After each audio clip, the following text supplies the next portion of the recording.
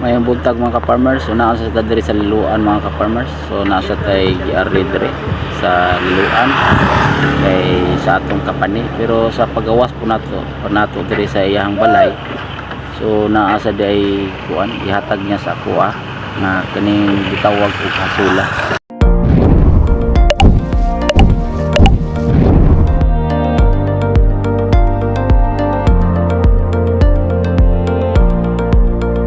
Nato diri sa Liloan karon guys, so nakakita tag na ay nagkuan diri og sula para sa laog sa baboy sa ini mga manok dagan kay. So nangayo tagamay guys para mag-breed magkuan po taga to magkuan po taga to diri para sa kaning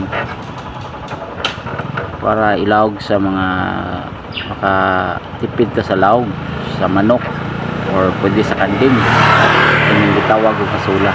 So karon gitagaan nata para ato i-breed sa dito sa ato ang kuan sa atong gitangan. So karon day guys, so kuman na ko diri sa Liloan kay naman nga taghatag ani kasula. So nakuman na sa atong trabaho. Atong kita karon guys sa bugo namin sa balay na doon. So, guys,